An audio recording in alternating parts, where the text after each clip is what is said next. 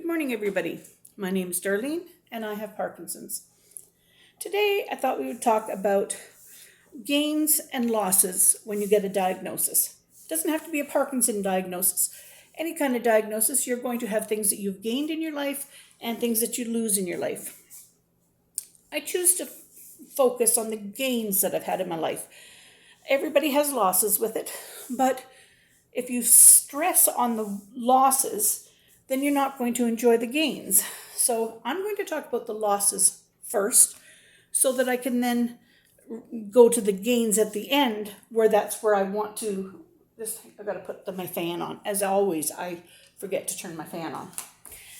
So I want to think of the gains at the end where that's where I'm going to remember it the most. So for losses, what would a person lose when they get a diagnosis of Parkinson's? Well, one of the things that I lost was the ability to drive. I lost my driver's license.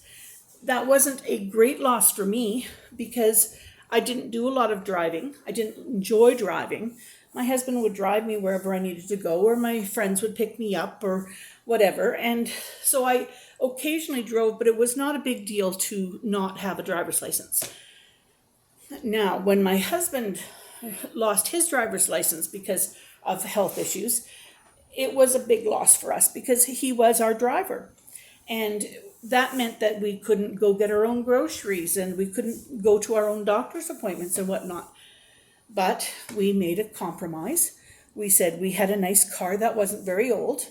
And so we gave our car to our daughter in exchange for her driving us to our appointments. And that worked out for all of us. And she has a reliable vehicle that she doesn't have to worry about, and we get driven to our appointments. She will do our grocery shopping if we don't order grocery delivery, but we try to do grocery delivery quite often because she does so much other things for us. One of the other things that I have lost is the ability to travel. There are lots of people with Parkinson's that do travel.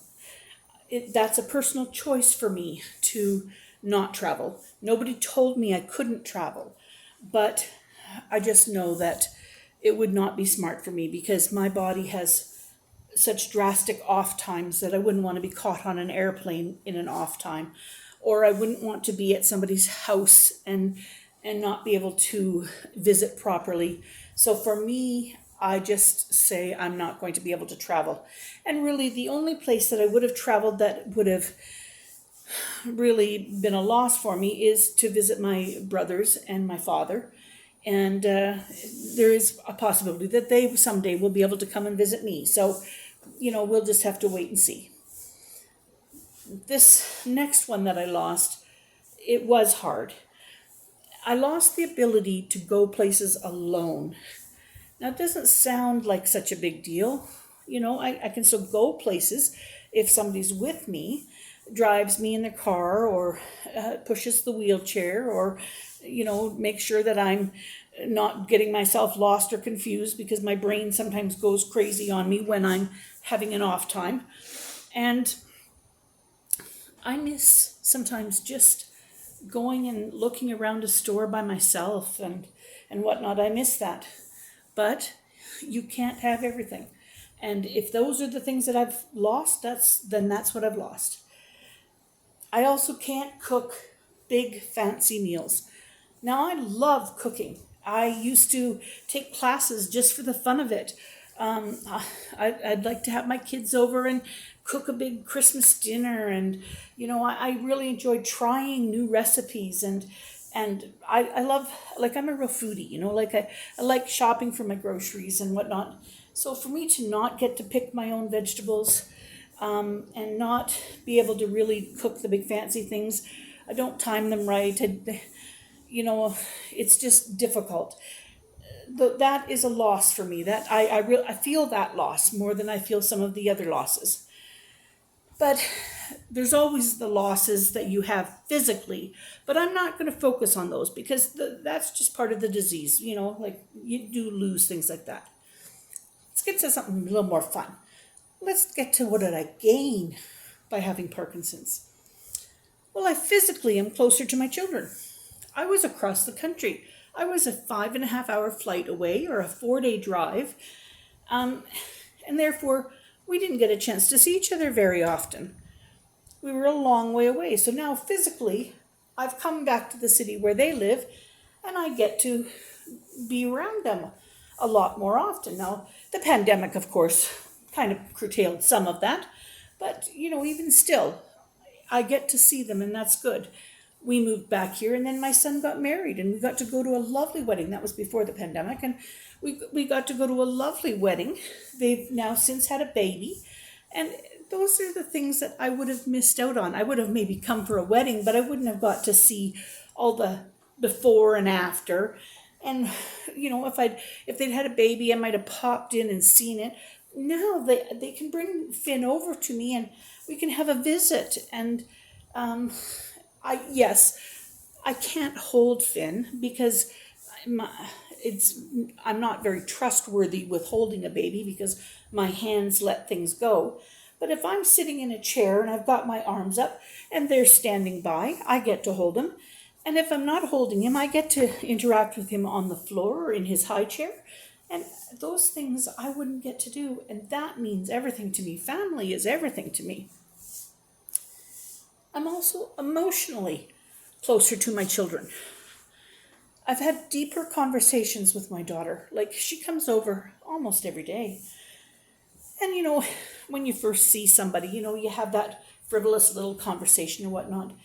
But when you see them all the time, you start to have deeper conversations, and you get to know their true feelings and whatnot. And it's hard, but she's getting to see me when I'm very vulnerable. It's like when I'm broken down in tears and not able to handle things emotionally or whatnot because I'm in pain and I'm not moving, she has a way of talking to me on the computer that can calm me down, and that's not her job as a daughter, but certainly is appreciated by me, that's for sure. So I am emotionally closer to them.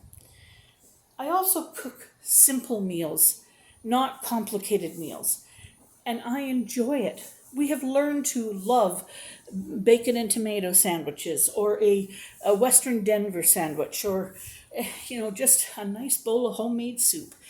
We have learned to like the simple meals, and I've enjoyed making them. Put something in the slow cooker, it's delicious. And so you just have to learn to appreciate what you do have. Don't moan and groan about what you don't have, and take life as it is. Now, how do I like to end these things? I like to tell a story. That's the best part of it. Now, this story that I'm going to tell you, I'm going to laugh through it. I know I'm going to laugh through it, but it was terrifying at the time. How old would Khalid have been when this happened with his finger? 6. About 6. Okay, Khalid would have been about 6 years old. And we had a pickup truck that used to have a canopy on the back. So where the canopy was, all along the edge of the back, there was these little holes that you could put the canopy on with. Well, he liked to play in the back of the truck when it was parked. And we lived out in the country, and I said, if you want to play up in the back of the truck, there's no problem. Away you go. So he was playing up in the back of the truck, and all of a sudden I heard a sound. Didn't sound normal. I looked out the door, and he said, Mom, I'm stuck. I said, you're stuck? I said, do you want me to lift you down? Well, maybe. So, maybe. And I went trucking out to see him, and here he is, one of these little holes. He's got his finger, the first index finger, stuck way down in there. The truck is up here. This much of the finger is not showing. It's inside the rim. And I said to him, well, how did you get that in there? And he said, oh, I just put it in. Not a tear, nothing. And I said to him, well, let's try and get it out. Well, it was in there. And the more I tried, I could tell that it was starting to swell underneath. I tried soap. I tried everything. And I thought, I'm going to have to take him in somewhere to get them to cut this truck to get him out of there. I can't do it. And we, like I said, we lived out of town a little bit. Not very far, maybe 10 minutes, but far enough. And how am I going to drive him into town? He's in the back of a pickup truck. And I didn't have anybody else at home with me. So I thought to myself, you know what? I'm going to be stopped by the police for sure. And that's good. They'll help me. So I'll drive slow. I'll wait for the police to come and find me, and they'll help me. So I get him. He's in the back.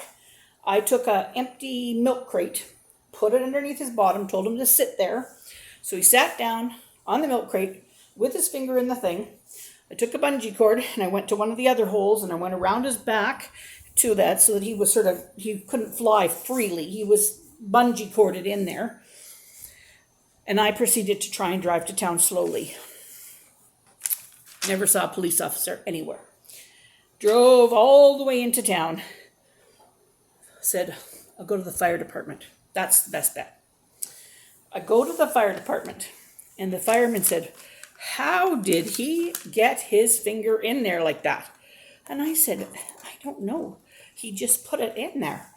And so anyway, they said, it is swollen so badly. They said, I don't know that we're going to be able to get it off. But he said, there's a car wash across the way where their soap is very slimy. He said, let's go get a little bit of their soap and try to put it down this hole, and we'll try that first.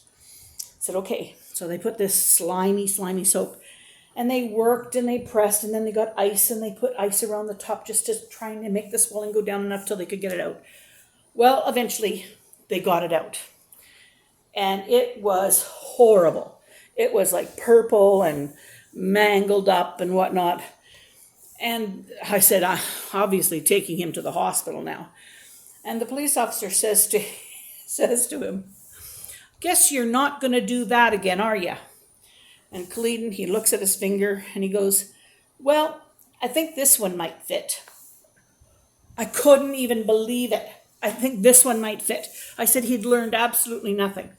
Good news is, took him to the hospital. He was fine. By the next day, it wasn't even purple. But that shows the difference between boys and girls. Girls would have been like, oh, my finger's stuck. My son is, no, this one got stuck. This one would be okay. Talk to y'all tomorrow.